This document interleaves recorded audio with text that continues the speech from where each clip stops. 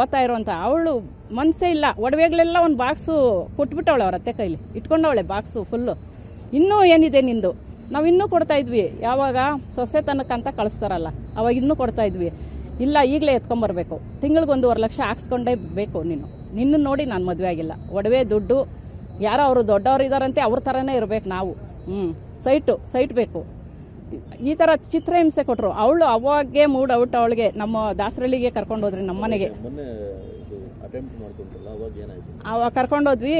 ಅವಳು ಮಮ್ಮಿ ಇವಾಗ day time ಹೋದ್ರೆ ಎಲ್ಲರೂ ನೋಡ್ಬಿಡ್ತಾರೆ, ಏನು ರಾಶಿ ನೆನ್ನೆ ಟ್ರಿಪ್ಪಿಂದ ಬಂದವಳೆ ಇವಾಗ ಏನು ಕಾರಣ ಅಂತ ಎಲ್ಲರಿಗೂ ಗೊತ್ತಾಗ್ಬಿಡ್ತದೆ. ಬೇಡ ಮಮ್ಮಿ, ನೈಟು 7 ಗಂಟೆಯಲ್ಲಿ ಯಾರೂ ಇರಲ್ಲ, ನಾನು ಅವಾಗ ಕರ್ಕೊಂಡೋಗಿ ಒಳಗಡೆ ಕೂಡ ಹಾಕ್ಬಿಡು, ಯಾರು ನೋಡಲ್ಲ.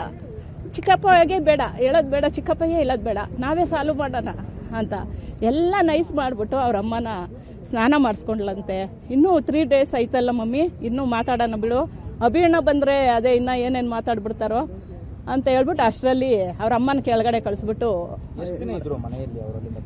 ಮಂಡೇ ಬಂದಿದ್ದು, ವೆಡ್ನಸ್ಡೇ ಹಂಗೆ ಮಾಡ್ಕೊಂಡಿರೋದು. ಎಲ್ಲ ವಿಚಾರಿಸ್ರಿ ಮೇಲೆ ಎಲ್ಲ ಚೆನ್ನಾಗೇ ಇದ್ದಾರೆ, ಎಲ್ಲ ಒಳ್ಳೆಯವರು ಅಂದರು. ದೊಡ್ಡ ಸೊಸೆನ ಚೆನ್ನಾಗಿ ನೋಡ್ಕೊಂಡಿದ್ರು. ಅದೆಲ್ಲ ನೋಡಿ ಇಷ್ಟಪಟ್ರಿ ನಾವು.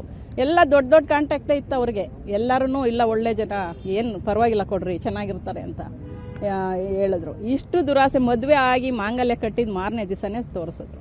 ಆವಾಗಲೇ ಒಂದು ಬಾಕ್ಸ್ ಒಡವೆ ಎಲ್ಲ ಇಸ್ಕೊಂಬಿಟ್ರು. ಇನ್ನೂ ತಗೊಂಬಾ, ಏನೇನಿದೆ ನಿನಗೆ, ಏನೇನಿದೆ ಇಸ್ಕೊಂಬ.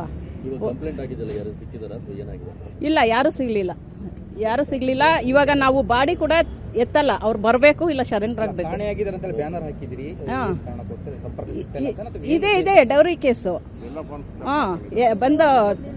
ಬಂದಿಲ್ಲ ಅವರು. ಆ ಮಗುನ್ ಕೂಡ ನೋಡಕ್ ಬರ್ಲಿಲ್ಲ. ರಾಧಾ ಅಂತ ಅವ್ರ ದೊಡ್ಡಮ್ಮ. ನಾನು